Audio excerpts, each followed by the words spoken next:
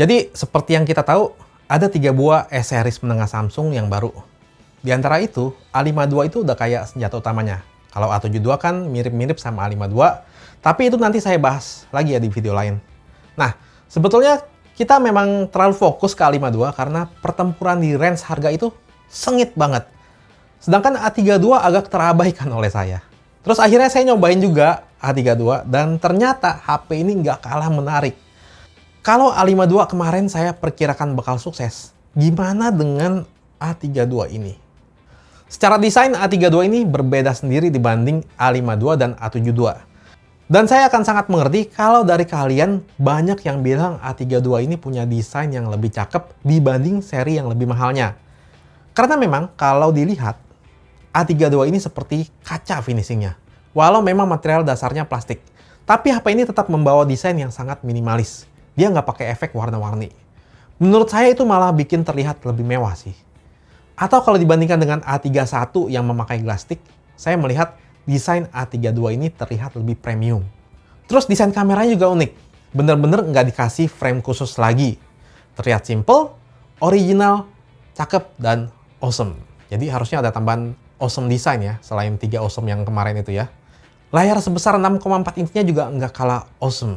Desain layarnya memakai Infinity U Display, atau yang biasa disebut water drop. Ini sama dengan generasi sebelumnya. Masih cakep kok menurut saya. Yang bikin saya seneng banget dari layar Full HD Plus ini adalah kualitas panelnya yang menurut saya bagus banget untuk HP di kelasnya. Selain pakai panel Super AMOLED, ternyata A32 ini dikasih refresh rate 90 Hz juga. Saya sangat nggak menyangka HP Samsung 3 jutaan dikasih fitur ini. Jadi layarnya itu terasa smooth banget dibandingkan HP pada umumnya. Selain layarnya smooth, performanya juga ternyata di atas ekspektasi saya. Untuk performa basic seperti buka tutup aplikasi, browsing, sosial media, baca berita, nonton, menurut saya terasa cukup gegas. Kerasa enteng banget buat HP 3 jutaan. Entah memang karena pengaruh layar 90 Hz-nya, atau memang One UI 3.1 yang berbasis Android 11 ini sudah optimal dalam menghandle hardware-nya. RAM-nya tergolong besar, ada varian 6 GB dan 8 GB.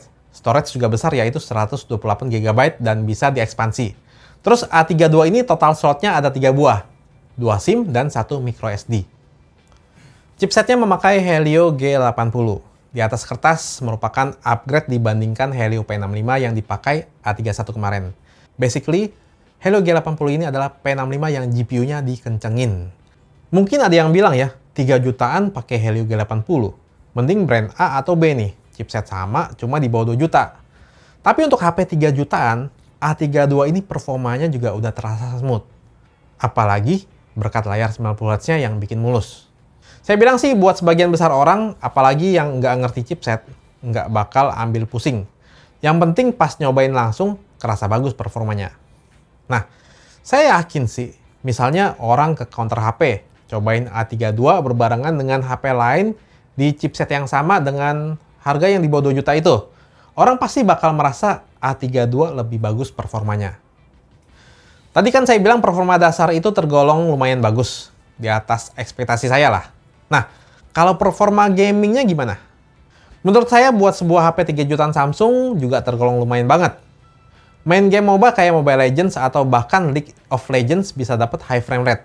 Bahkan kalau main PUBG, bisa dapat settingan yang sama dengan device yang pakai Snapdragon 720G kayak Galaxy A52. Smooth dan balance bisa hingga ultra. Paling COD mobile yang terlihat belum terlalu optimal ya. Settingan nggak bisa terlalu tinggi dan belum bisa dapat high frame rate, walau performa untuk HP 3 jutaan sih udah lumayan. Fingerprint-nya di bawah layar, performanya memang bukan yang tercepat sih, tapi udah oke banget. Yang penting akurat, jadi tingkat kegagalannya sangat rendah. Kamera belakang Galaxy A32 memakai setup quad kamera, yang utama beresolusi 64 MP. Ini juga saya nggak nyangka sih, walau sensornya dibedain sama A52. Saya kira di 3 jutaan bakal stay di sensor 48 MP. Palingan dia nggak ada OIS aja kayak A52, tapi ya wajar banget. Terus ada 8 MP ultrawide, 5 MP makro, dan 5 MP depth sensor. Untuk fitur kamera memang nggak selengkap A52, tapi yang benar-benar esensial kayak mode portrait dan night mode tetap ada. Sekarang kita lihat hasilnya. Untuk kamera ultrawide-nya nggak bagus-bagus banget. Nggak seimpresif A52. Tapi untuk sebuah HP 3 jutaan, not bad lah. Masih lumayan. Ketajamannya standar, terus dia warna dan saturasinya terlihat agak sedikit pucat. Pas kondisi low light dan extreme low light agak kurang bisa diandalkan lah. Seperti kebanyakan kamera ultrawide di kelas segini. Ada night mode juga di kamera ultrawide-nya sih, tapi kelihatannya cuma bikin terang. Noise-nya masih ada banget.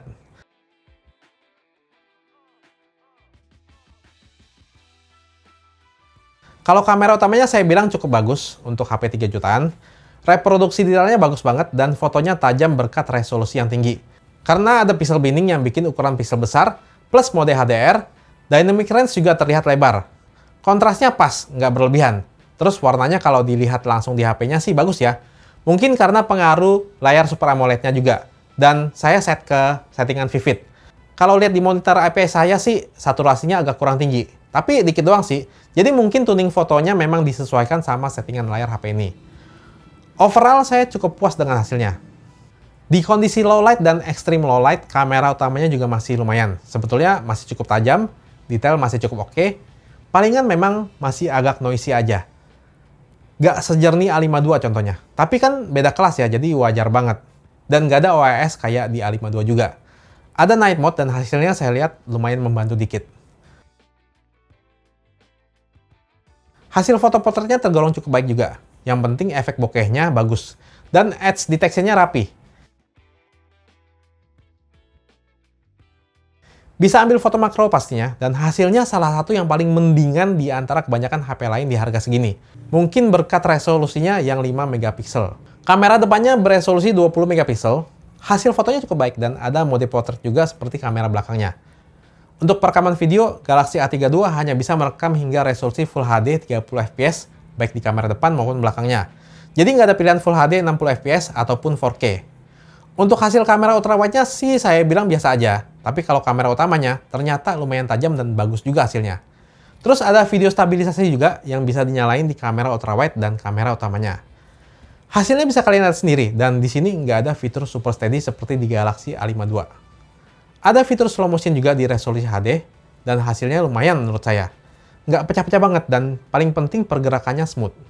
Galaxy A32 tentunya masih ada audio jack, dan speakernya satu di bawah sini. Kualitas speakernya menurut saya cukup bagus. Untuk port memakai USB Type-C, baterainya tergolong besar yaitu 5000 mAh, terus support adaptive fast charging 15 watt yang udah dikasih di dalam box. Data charging-nya bisa kalian lihat di layar. Oke, kesimpulannya. Seperti yang saya bilang, awalnya mungkin saya lebih tertarik dengan A52 karena kelihatan itu senjata utamanya Samsung. Tapi ternyata pas saya coba sendiri, A32 ini sangat mengejutkan saya. Buat yang nyinyir dengan penggunaan chipset Helio G80-nya, coba deh kalian ke Samsung Store, cobain HP-nya, dan pasti kalian setuju HP ini enak dan bagus. Selain performanya nyaman, layarnya bagus banget beneran, dan smooth. Terus desainnya ini cakep ya. Jadi gini, selama ini tuh kalau ada orang tanya ke saya rekomendasi HP 3 jutaan, saya agak mikir. Terus perlu googling dulu, HP 3 jutaan ada apa aja ya? Nggak ada yang langsung kepikiran di otak saya. Nah, setelah saya coba, Galaxy A32 ini adalah HP yang stand out banget di harga atau di range 3 jutaan ya.